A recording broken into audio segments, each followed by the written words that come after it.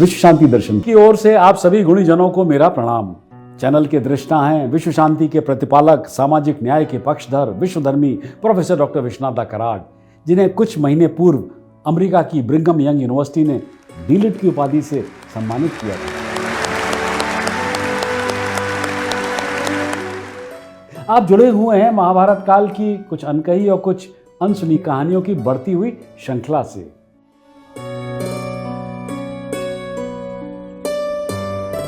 इंद्र की तो भविष्यवाणी थी कि युद्ध में तुम्हें कोई नहीं हरा पाएगा, फिर तुम इस अवस्था में कैसे पहुंचे? अनुज, ये सब हुआ कैसे? कौरवों ने पांडवों की मृत्यु के लिए असुरों के साथ मिलकर कोई साजिश रची हो। युधिष्ठिर ने आश्चर्य से इधर उधर देखा। उनको झील के पास एक पेड़ की डाल पर एक सारस दिखाई दिया। मैं यक्ष हूं, पक्षी नहीं। तुम्हारी जय हो। वो मैं ही था जिसने तुम्हारे ऊर्जावान भाइयों को उनके ही दोषों के कारण मार डाला। यक्ष ने युधिष्ठिर के सामने प्रश्न रखना शुरू किया। यक्ष मुस्कुराया। तुमने मेरे हर प्रश्न का सही उत्तर दिया है। भीम अर्जुन का पराक्रम, द्रौपदी की है व्यथा, जिसने दी भारत को गीता, वो महाभारत कथा। ये महाभारत की कथा, ये महाभारत की कथा। पिछली बार मैंने बताया था कि झील का पानी पीने से 4 पांडव निर्जीव हो गए थे। केवल युधिष्ठिर ही जीवित थे। अब सुनते हैं आगे की कहानी।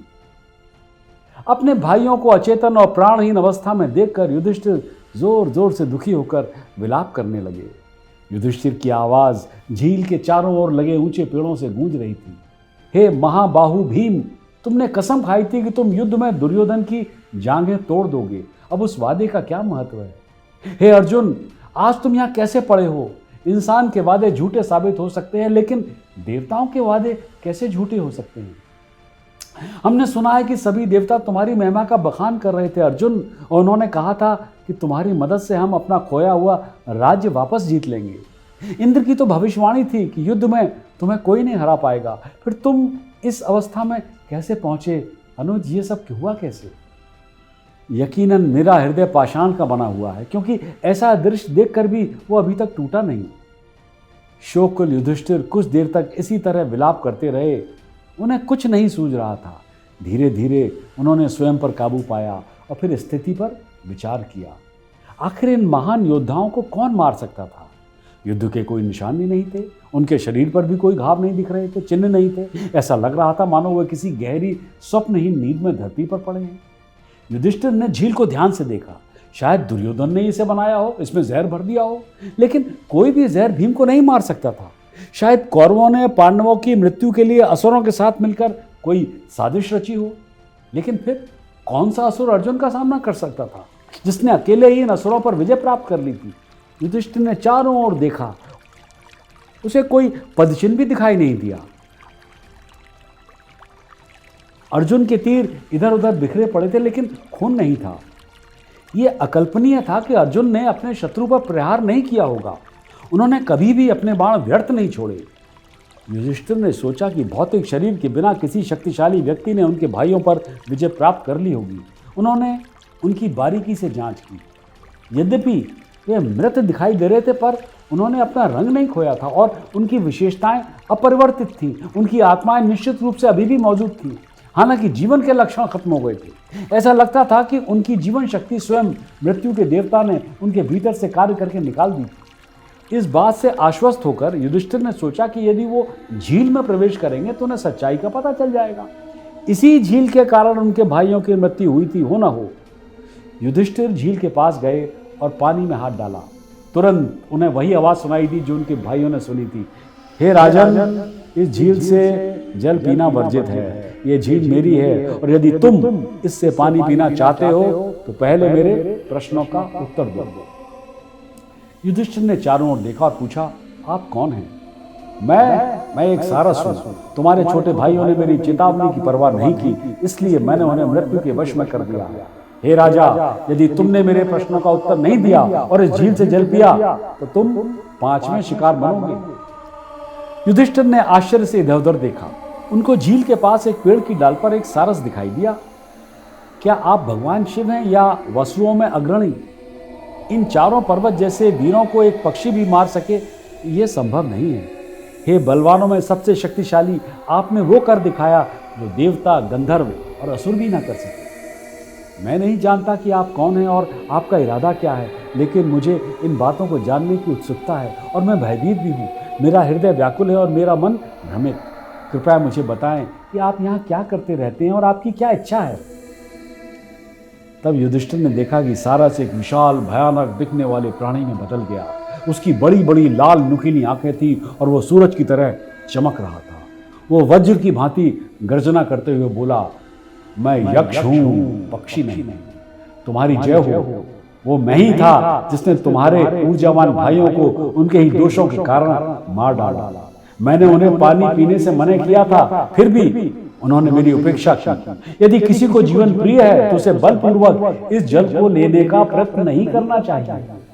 झील मेरी है और मेरे सवालों का जवाब देने के बाद ही कोई इसका पानी पी सकता है। हे यक्ष, आपका परिचय जानकर मैं हर्षित हुआ। मैं अपनी सर्वोत्तम क्षमता से आपके प्रश्नों का उत्तर देने का प्रयास करूंगा। कृपया प्रश्न पूछें, ऐसा युधिष्ठिर ने कहा। यक्ष ने युधिष्ठिर के सामने प्रश्न रखना शुरू किया। आत्मा को शरीर के बंधन से कौन बाहर निकालता है? उस आध्यात्मिक यात्रा में उसका मार्गदर्शन कौन है जो उसका साथ देता है, और किस चीज पर आत्मा स्थापित है? युधिष्ठिर ने उत्तर दिया, परमेश्वर का ज्ञान ही आत्मा को ऊपर उठाता है। ईश्वरीय गुण उसके साथी हैं, धर्म उसका मार्गदर्शक है और वो सत्य पर स्थापित है। कोई व्यक्ति विद्वान कैसे बन सकता है? सबसे श्रेष्ठ को कैसे प्राप्त किया जा सकता है? कोई व्यक्ति दूसरा आत्म कैसे अर्जित कर सकता है? और हे राजा, वो किस प्रकार बुद्धिमान बनता है? ऐसा यक्ष ने पूछा। वेदों का अध्ययन करने से मनुष्य विद्वान बनता है, तब से मनुष्य परम श्रेष्ठ वस्तु को प्राप्त कर लेता है। बुद्धिमता दूसरे आत्म की तरह है और अपने बड़ों की सेवा करने से ही व्यक्ति बुद्धिमान बनता है, युधिष्ठिर ने उत्तर दिया। यक्ष ने तब सभी प्रकार के विषयों के बारे में पूछा, जिसमें सांसारिक ज्ञान से लेकर धर्म का ज्ञान और आध्यात्मिक मामले शामिल थे। युधिष्ठिर ने बिना किसी हिचकिचाहट के उन सभी का उत्तर दिया। अंततः यक्ष ने कहा, मैं संतुष्ट हूं। मेरे अंतिम 4 प्रश्नों का उत्तर दो और मैं तुम्हारे एक भाई को पुनर्जीवित कर दूंगा। इस संसार में कौन सुखी है? सबसे अद्भुत चीज क्या है? इस संसार में सच्चाई क्या है? और कोई व्यक्ति धर्म का शाश्वत मार्ग कैसे पा सकता है? युधिष्ठिर ने हाथ जोड़कर उत्तर दिया, वो व्यक्ति सुखी है जो न तो ऋणग्रस्त है और न ही निर्वासित है, और जो अपने घर में सादा भोजन करके सादगी से रहता है। सबसे आश्चर्य की बात तो यह है कि यद्यपि प्रतिदिन असंख्य प्राणी मृत्यु लोक में चले जाते हैं, फिर भी मनुष्य स्वयं को अमर समझता है। सच्चाई यह है कि यह संसार जो एक कढ़ाई की तरह है, जिसकी आग सूर्य है, दिन और रातें उसका ईंधन है और महीने और ऋतुएं उसकी लकड़ी की करछुल, सभी प्राणी समय के अनुसार उसमें पक रहे हैं। शाश्वत धार्मिक मार्ग केवल महान मनुष्यों के हृदय में ही पाया जाता है। यक्ष मुस्कुराया, तुमने मेरे हर प्रश्न का सही उत्तर दिया है। अब मुझे यह बताओ कि तुम अपने भाइयों में से किसको पुनर्जीवित करना चाहते हो? युधिष्ठिर ने कहा, हे यक्ष, साल वृक्ष के समान ऊंचे और चौड़ी छाती तथा लंबी भुजाओं वाले नकुल को जीवित कर दो। यक्ष आश्चर्यचकित था। हे राजन, आपके लिए भीमसेन निश्चित रूप से नकुल से अधिक महत्वपूर्ण है और अर्जुन आपका मुख्य समर्थन है। आप नकुल को पुनर्जीवन करने के लिए क्यों कहते हैं? जो पुण्य का त्याग करता है वो स्वयं नष्ट हो जाता है, युधिष्ठिर ने उत्तर दिया, और जो पुण्य को सुरक्षित रखता है वो इसके द्वारा संरक्षित रहता है। इसलिए मैं सदैव सदाचार का पालन करने के प्रति सावधान रहता हूँ। मेरे लिए सबसे बड़ा गुण क्रूरता से दूर रहने में है। यह समस्त सांसारिक लोभ से श्रेष्ठ है। माता कुंती और माँ माद्री दोनों मेरे लिए एक समान है। माँ कुंती के पास अभी भी मेरे रूप में एक पुत्र है, लेकिन माता माद्री के पास अब कोई नहीं है। मैं अपनी दोनों माताओं के प्रति समान व्यवहार करने की इच्छा से नकुल का जीवन मांगता हूँ। हे पांडव श्रेष्ठ, चूंकि आप क्रूरता से दूर रहने को लाभ और इच्छा दोनों से बेहतर मानते हैं, इसलिए आपके सभी भाइयों को पुनर्जीवित कर रहा हूँ। और जैसे ही यक्ष ने यह कहा, चारों भाई जमीन से ऐसे उठे जैसे नींद से उठे हों। उन्हें ताजगी और भूख प्यास से मुक्ति महसूस हुई। तब युधिष्ठिर ने यक्ष से पूछा, हे महान प्राणी, आप कौन हैं जो सारस का रूप धारण करते हैं? मुझे सच सच अपनी पहचान बताएं। क्या आप भगवान हैं? शायद आप स्वयं मेरे पिता हैं। युधिष्ठिर ने सही अनुमान लगाया था और यक्ष ने उत्तर दिया, हे ज्येष्ठ पांडव, मैं वास्तव में तुम्हारा पिता हूं। मुझे ही धर्म जानो, मैं तुमसे मिलने हेतु यहां आया हूं। यश, सत्य, संयम, पवित्रता, सरलता, दान, शील, स्थिरता, तप और ब्रह्मचर्य, ये सब मेरे अंग हैं।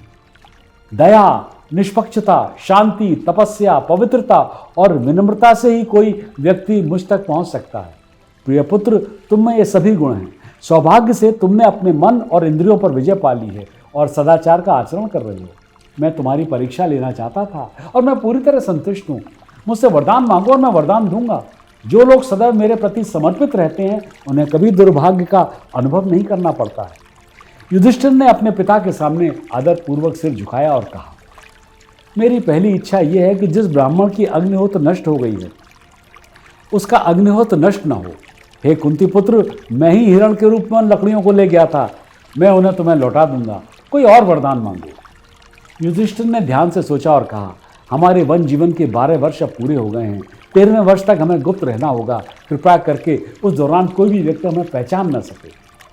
ऐसा ही होगा। यदि तुम संसार में अपने वास्तविक रूप में विचरते हो तो भी तुम पहचाने नहीं जाओगे।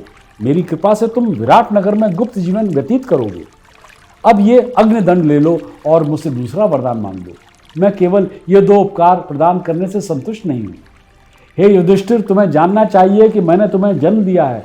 तुम्हारे मित्र और शुभ चिंतक विदुर भी मेरा ही अंश है। धर्मदेव ने लकड़ियां युधिष्ठिर को दी, जिन्होंने उत्तर दिया, हे देव, यही मेरे लिए पर्याप्त है कि मैंने आपको देखा है। हालांकि आपको प्रसन्न करने के लिए मैं एक और वरदान स्वीकार करूंगा। हे प्रभु, कृपा करें कि मैं सदैव लोभ, मूर्खता और क्रोध पर विजय पा सकूं और मेरा मन सदैव दान, तप और सत्य की ओर झुका रहे। धर्मदेव ने मुस्कुराते हुए कहा, हे पांडव श्रेष्ठ, स्वभाव से ही तुम्हें ये गुण मिले हैं। तुम पहले से ही सद्गुण के अवतार हो, फिर भी मैं तुम्हारी ये इच्छा पूरी करता हूँ।